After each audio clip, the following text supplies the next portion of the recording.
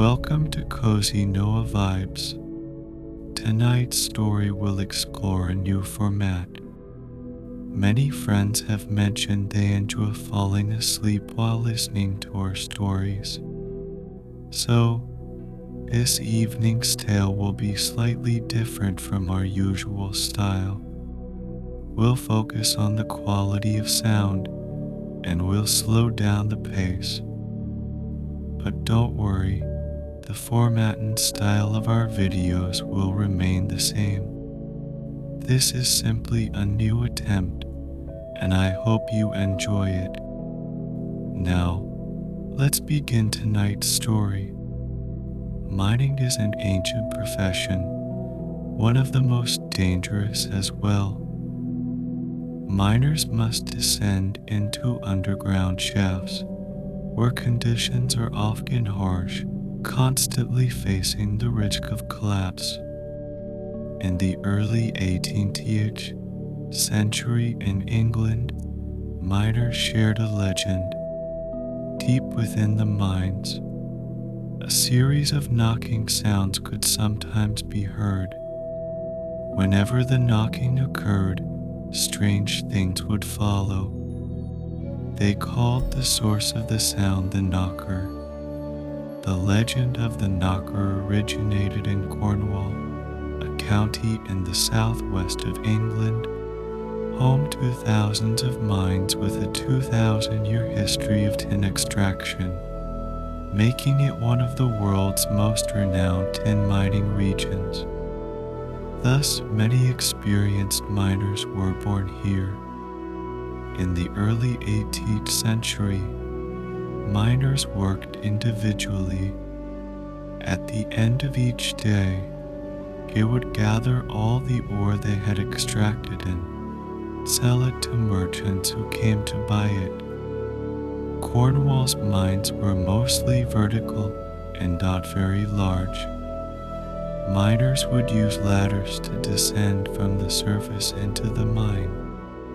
Inside, the passages were narrow and oppressively hot, with temperatures sometimes reaching up to 60 degrees Celsius. Additionally, the mines lacked oxygen. After working for long periods, miners would often feel faint. At that time, flashlights hadn't been invented yet, so miners had to rely on candles for light. However, the candles consumed oxygen, so miners would extinguish them to conserve air, working in complete darkness. In some parts of the mines, there were puddles, and a misstep could lead to a fall. There was also the constant danger of collapse. Given the difficulty of accessing the mines, miners commonly brought along a type of food known as a Cornish pasty for lunch, which they loved for its delicious flavor. Over time, the miners gained experience. Whenever they heard the sound of loose earth, they would quickly evacuate.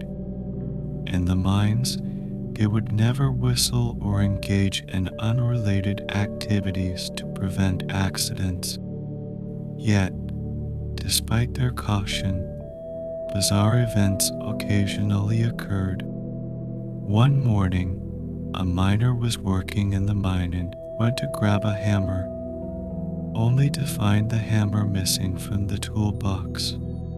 At noon, another miner opened his lungbox, only to discover that one of his pasties was gone. Both were puzzled by their respective experiences, but since they weren't serious matters, they shrugged them off.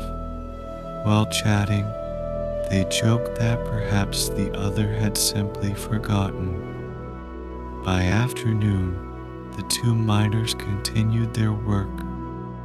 As the candles were extinguished, the mine plunged into darkness, complete darkness, where they couldn't see each other. Suddenly, one miner felt a hand pinch his shoulder. Thinking it was a prank, he warned his companion to focus on the task. But the pinching happened again, and now he was annoyed. He lit a candle, only to find his friend was far away. He approached to ask what was happening. The friend replied that he had been busy working and had no intention of joking around. Upon hearing this, the miner who had felt the pinch suspected he was just fatigued and dismissed it. One day, while chatting, they discovered that other miners had experienced similar shoulder pinching incidents. Everyone found it very strange.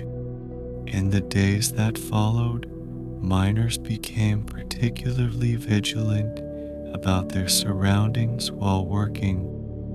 One day, they faintly heard knocking sounds from deep within the mine. The sounds varied in intensity, sometimes faint, sometimes loud, like someone knocking on the mine supports. Since multiple people heard the sounds, they could rule out hallucination. Whenever the knocking occurred, curious miners would venture deep into the mine to find the source. Yet, they often found no one or no path leading to the sound. The source of the noise remained a mystery. Miners were fascinated by these mysterious knocks, and during one night at the pub they discussed it. Some believed the knocking was friendly, noting that those who heard it often managed to escape just before a collapse occurred. Others believed it carried a sinister air, speculating that it was a mysterious underground creature trying to attack the mine supports to trap the miners. Still, others thought the knocking was a guide for miners to knocks indicating a rich vein of ore, while 3 knocks meant there was none. The source of the knocking became a topic of much debate. Then one miner shared a tale about an encounter he had in the mine. One day, while working underground, he didn't light his candle to conserve oxygen. In the total darkness, he suddenly saw a glowing figure not far away. Curious, he approached, and a mist surrounded the figure. In the mist, a little green man appeared, about 60 cm tall, with a large head, long arms, white beard, and wrinkled skin, dressed in traditional miner's clothing. The miner was so frightened he collapsed. Moments later, the figure vanished along with the mist. After hearing this story, the miners in the pub exchanged stunned glances. Overnight, the tale of the knocker spread throughout Cornwall. Some believe the knocker to be the spirits of Jewish miners who worked in the mines during the 11th and 12th centuries, accompanying miners and sometimes misplacing their food or tools, leading them to believe it was the knocker's mischief. When miners survived collapses, they thought the knocker had protected them. To show their gratitude, some would leave food in the mine for the knocker. By the early 19th century, as mines were discovered around the world, England's mining industry began to decline. Some miners, needing to make a living, sought work overseas, particularly during the gold rush in America. Many left their jobs behind in pursuit of wealth. Cornish miners, with their rich mining experience, were sought after by mine owners. To recruit more Cornish miners, some owners even offered to cover their travel expenses.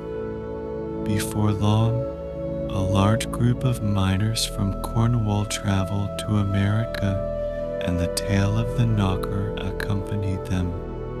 At first, American miners were skeptical of the knocker legend, thinking it was just a local story from England that couldn't possibly happen here. However, as time passed, strange occurrences began to emerge in a mine in Colorado. In 1894, workers were extracting ore from a local mine when they began hearing knocking sounds from deep within. Some Cornish miners knew that the knocker existed, and at sometimes the knocker was friendly, helping miners work quietly.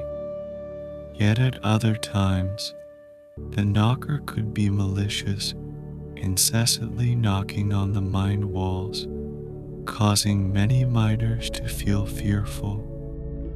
Some left for other mines, frightened by the sounds. Not long after, an incident occurred in the mine.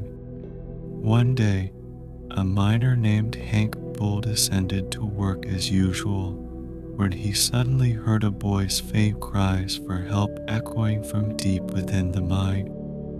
At that moment, the mine was pitch dark.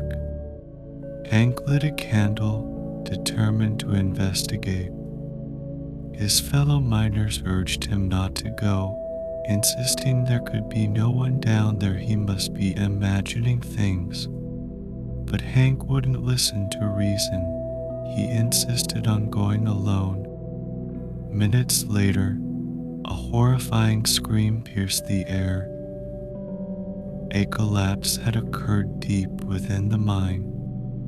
The others fled for safety, but Hank, having ventured too far in, was never seen again. Word of this spread rapidly throughout the mining community, and many miners refused to return to work. Some brave miners remained, descending into the mine, where they began to hear whispers from deep below. The whispers were too soft to make out, but combined with previous eerie events, those who stayed began to feel anxious. Some even recorded seeing dark figures dart past them, but each time they couldn't catch them. Soon, more odd occurrences unfolded in the mine. While working, miners would use a hoist to lift her from underground. It would lower a bucket down and, once filled, hoist it back to the surface. However, sometimes the bucket would come back up empty, even though it had been filled. They checked the hoist, finding no faults, which left them puzzled. Miners who believed in the knocker thought this must be the knocker's doing. Not long after, another strange event occurred in the mine. In November 1894, miners were using the hoist as usual when one miner saw the bucket ascend filled with ore. Yet halfway up, it suddenly dropped, injuring several miners. To investigate, they examined the ropes and knots but found everything intact. Under normal circumstances, the bucket shouldn't have fallen, yet it had. Despite these incidents, some miners continued to work in the mine. Those who stayed recorded seeing the spirits of the dead, including Hank, who had vanished in the mine. Some miners claimed to have seen Hank, adding to the mine's eerie reputation. A month later, the Colorado mine flooded with rainwater. Due to the threat of collapse, the mine was shut down. Many miners moved on, leaving behind the story of the knocker. As time passed, tales of the knocker spread across America. Although some miners believed in its protective nature, many preferred to work elsewhere, fearing the darkness within the mines. Though the knocker may have vanished from these mines, the legend remains a reminder that in darkness, there are unknown presences watching over us. Now, let's return to the present. Tonight, as you settle in, let the warmth of the story wrap around you like a cozy blanket. Take a deep breath and close your eyes, letting go of the day. Embrace the tranquility and let your mind drift away. With the soothing sounds of cozy Noah vibes, may you find peace and serenity as you gently fall asleep. Good night,